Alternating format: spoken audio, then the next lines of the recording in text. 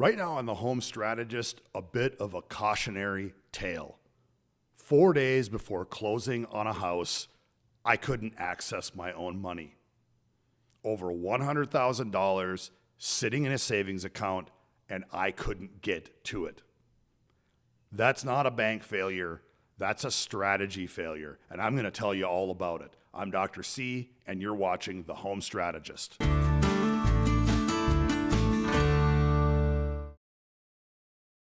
High-yield savings accounts are everywhere. In some cases, they are advertising 4% yield rates or even higher. Your local bank, you might get maybe 0.5% unless you lock your money up in a CD for a long period of time. So the move feels very obvious. Move your money, be smarter, earn more. They're easy to open up, and they typically have no minimum balances, very clean apps, and smooth dashboards. And there's that added feeling that your money's actually working for you. You're getting paid to let it sit there. And then you got all the rankings screaming in your face. The top 10 savings accounts, the best rates right now. So it doesn't just feel like a good idea, it feels like the responsible decision. And to be clear, I don't want to tell you not to use them. I use them. The rates are real and they do matter. Here's the assumption that most people make. It's just a savings account, but better. Same functionality, same access, just higher interest rates. And that's where the system starts to break down.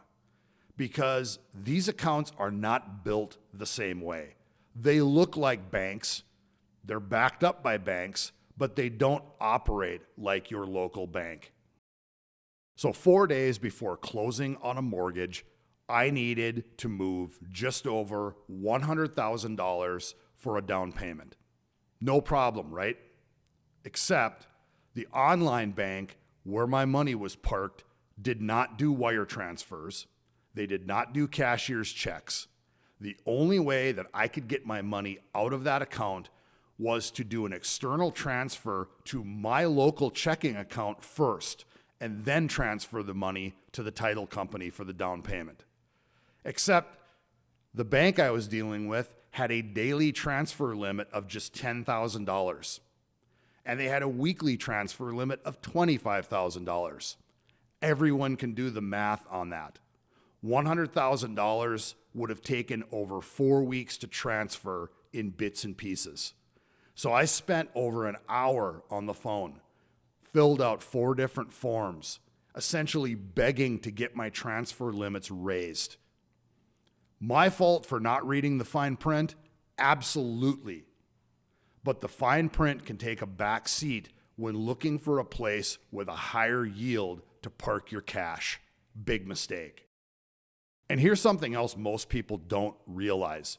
When you call an online bank, you're not talking to a banker. You are talking to a support system. Every question that you ask is met with, I'll need to check with my supervisor on that. There's no real authority, no real solutions.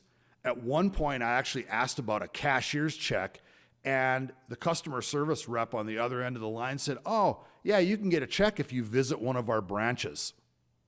In Massachusetts. I live in Arizona.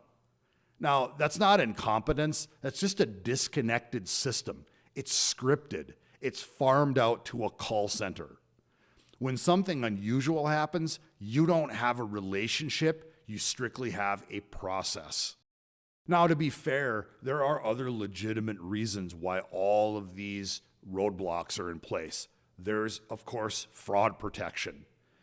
The fact that there are really no physical branches for the online part of the bank. Everything runs through ACH transfers, and these systems are designed to hold money safely, but not move money quickly. And that's the key. This isn't malicious. It's just a serious mismatch with a lot of people's lifestyles. So you optimized the yield, but you ignored the velocity of money. These accounts are basically just storage facilities for money. They're not designed to move money quickly, And when timing matters, that's when it becomes a real problem. If it takes 5 to 7 days to move your money, which in some cases is true, that's 5 to 7 days where you're not earning any interest. You can't use it. And that's what I call dead money. Not because it's gone, it didn't disappear, but because it's stuck in limbo. It's not working for you. Look, the mistake isn't using a high yield savings account. The mistake is trying to use it for something that it wasn't really built to do. I treated savings like an investment instead of a tool. And when the timing mattered, the trade-off showed up big time. Here's the part that most people didn't expect.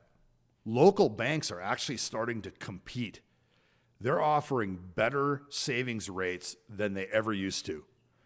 Maybe not quite as high as the online banks, but a lot closer than you'd think if you shop around. And what do you get in return?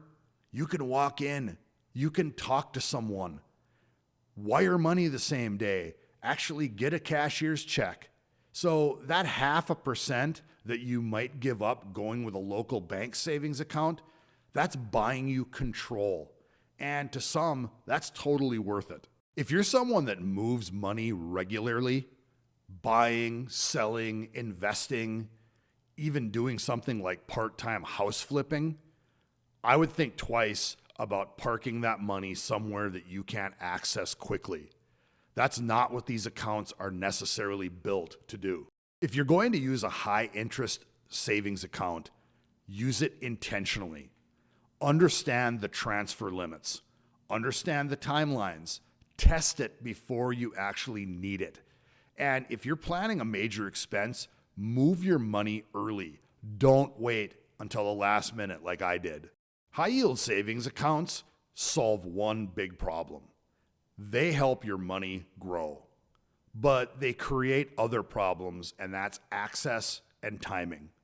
And if you don't plan for that, it can show up at the worst possible moment.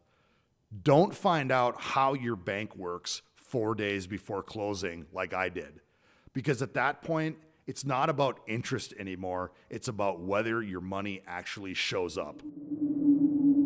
Thanks for checking out The Home Strategist. If you appreciated this content, give us a like, drop us a comment, and please subscribe to the channel.